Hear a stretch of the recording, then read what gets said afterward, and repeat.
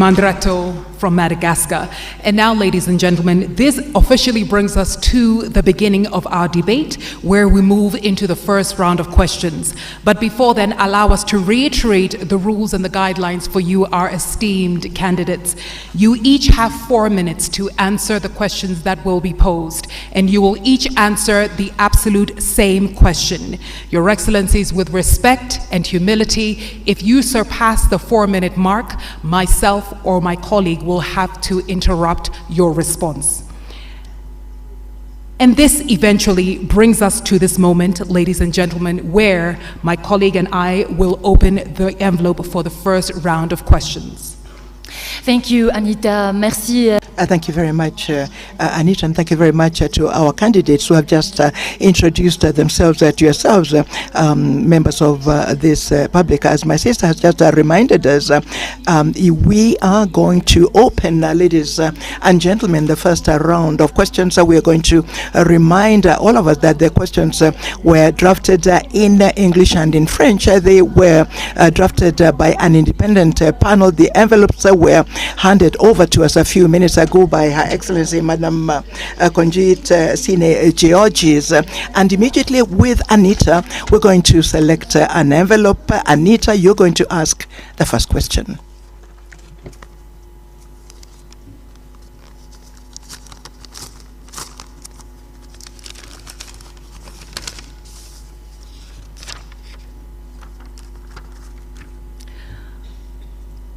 Esteemed candidates, your question in English, and after that my colleague here, Fatima, will translate in French.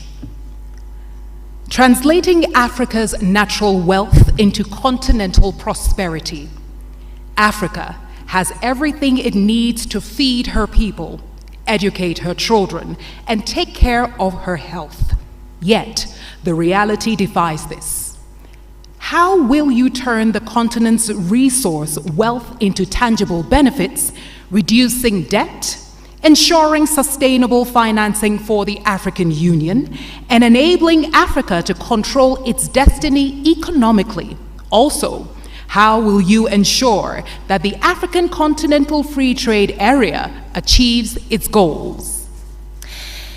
Excellences, messieurs les candidats, Candidates, the question in French. A tout ce dont elle a besoin pour nourrir sa population, éduquer ses enfants et prendre soin de leur santé. Mais la réalité défie cela. Comment allez-vous transformer la richesse en ressources du continent en avantages tangibles, réduire la dette, assurer un financement durable pour l'Union africaine et permettre à l'Afrique de contrôler son destin économique? En outre, comment allez-vous garantir que la zone de libre-échange continentale africaine atteigne ses objectifs? Et on commence avec le premier candidat de Madagascar. Excellence, vous avez 4 minutes pour y répondre. This question talks about the hopes. Then the first hope is that is contained in Agenda 2063, and we are going to just try and respond to this question. Perhaps not answer it completely, because you can't answer it in just 4 minutes. You can't show academically what it is that we can do in order to respond to this aspiration. So aspiration 1 of Agenda 2063 is as follows: that prosperous Africa based on inclusive growth and sustainable development. Your question is huge. How can a chairperson of the African Union Commission, with a very clear terms of responsibility, about 26 of those, and first of all, he or she has demonstrated leadership characteristics, has to have administrative capacity, has to know protocol, has to be diplomatic. How can such a chairperson respond to such a huge question? I am an economist. I am a finance person by training.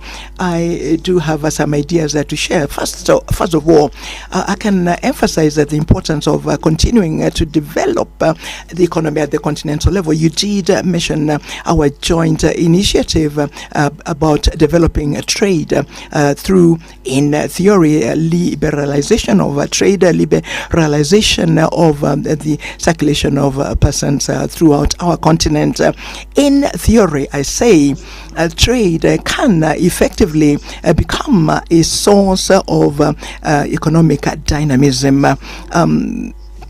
I think I understand that we're at about 12.6% of commercial trade between African countries. This is very low. For a continent such as Europe, a continent such as America, they go up to more than 50%. So what we need to do is to continue to continue with the efforts that we're doing. There's already a secretariat at the ICFTA. A secretariat, the ICFTA is just a geographical. Its zone net is the geographical zone. We haven't yet attained this free circulation of trade, but if we manage to ensure that a free trade can happen and can happen very quickly, it is very possible that we shall triple our performance in economic development.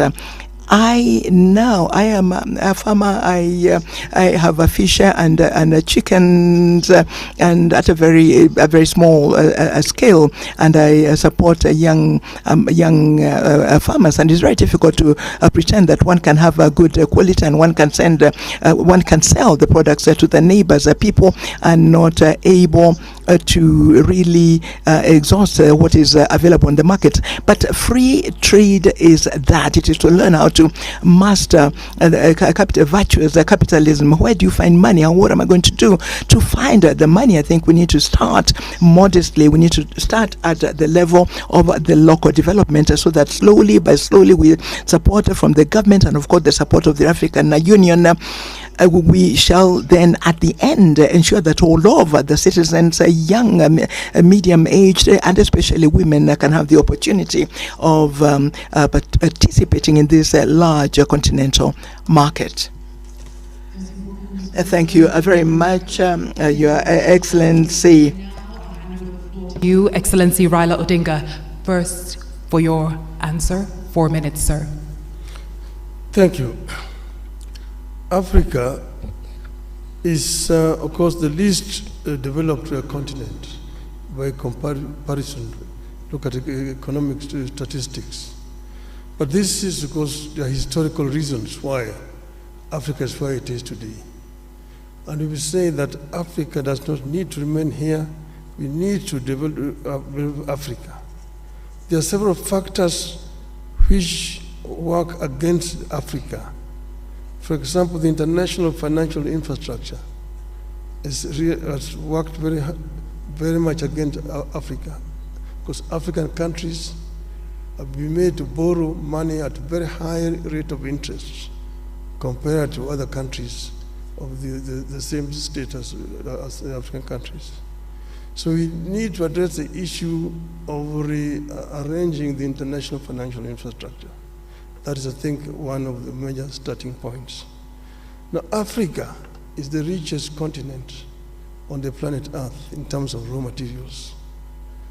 But it's a paradox that Africa also is the poorest in terms of living conditions.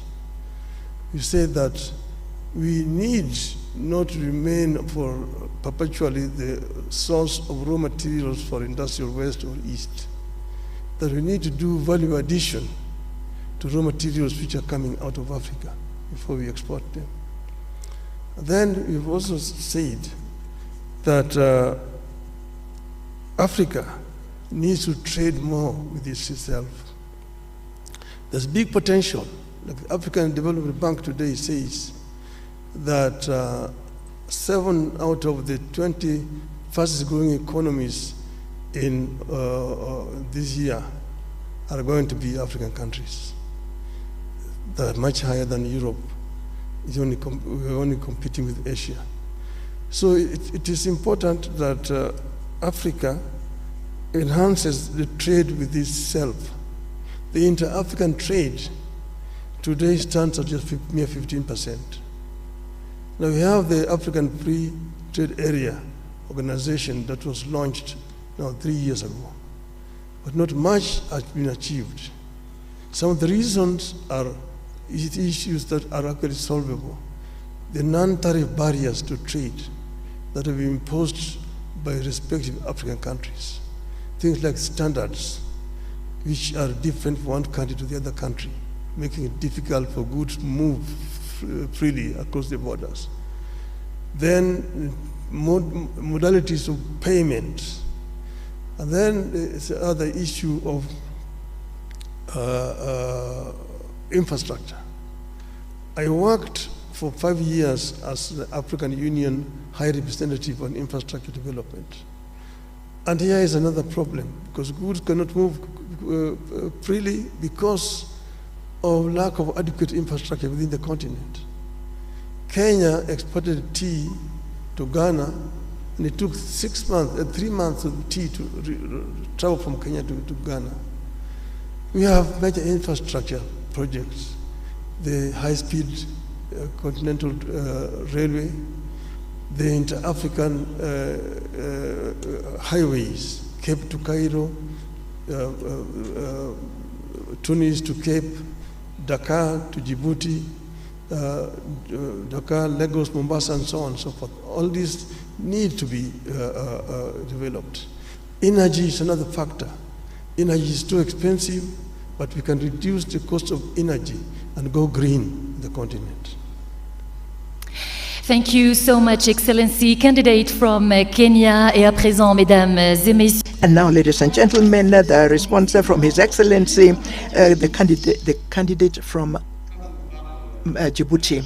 When you talk about the riches of Africa, we often think about natural resources, and the riches of Africa begins with its people. We have 1.4 billion inhabitants on the continent, and more than 60% of this population is young, between 0 and 25 years. The first wealth of this continent is in its people. We must have the capacity to think about how we can ensure that these people, this population, can benefit not only from the existing wealth, but also add value to that wealth. How can we go about that? Through universal education, quality education in our countries. We should have the capacity of offering our citizens a free education from the primary to the university levels, and ensure that this education is spread in all of the regions of our continent and of our country. We must remove the obstacles to education. The feminine population represents 50.2%. There are still cultural obstacles. There are obstacles to the education of girls. So we must concentrate on valorizing our human resources. And then we have fertile land. What are we doing with this fertile land? We are still in many countries using very archaic agriculture. It is time to begin to develop an agriculture that I would call modern. It does exist in many countries. Look, for example, at a country such as Rwanda. Tea and coffee are actually, there's value added locally. Countries such as Ghana, countries such as Cote d'Ivoire, cocoa is transformed locally. Now, these raw products that we sell without adding value, we must be able to add value locally so that we can increase the wealth and also create employment. The transformation of agricultural products is a priority. So today, agriculture in many countries uses biotechnology. It uses the drip system. It uses seeds that are modified, that are quality seeds. Ethiopia uses quality seeds in order to be able to produce maize. Today, Ethiopia produces maize and wheat because of these seeds that are quality seeds. It is important to think about transforming agricultural product in place that will ensure that the people can get out of food insecurity, ensure that there is a specialized agriculture. there has to be areas of specialized agriculture, and that, I would say, is one of the steps that will lead to ensuring that this world there can be at the benefit of the population. And then we come to natural resources. I acknowledge the work by President Museveni. He has said that he will not export petrol or gas as long as there will not be a refinery in Uganda. These are the examples from African leaders who take the destiny of their people in hand, so that they can actually have value added locally. Now, trade, everybody knows that it is through trade that development happens. Look at China. China and all over the Chinese economy really target production and exportation. When you add value to our products, we can become exporters. Let me talk about tariff barriers and non-tariff barriers. That is not the problem. I think that the situation must be to, first of all, protect our wealth by transforming them locally. Thank you. Thank you, Your Excellency Mahmoud Ali Yusuf. Of round one, where I'm happy to announce we have a 5-minute break, and after this break we come to round two. You have been tuned in to us here from the African Union headquarters here in Addis Ababa, and we are bringing to you Mjadala Africa Leadership Debate 2024 with our 3 esteemed candidates vying for the position of chairperson of the African Union. Merci infiniment, chers candidats. Thank you very much, candidates, for having answered to the first question of the first round. Ladies and gentlemen, there's still 3 rounds to go in which you will all participate. And we're going to take a break of 5 minutes. We'll come back immediately after. Thank you very much for having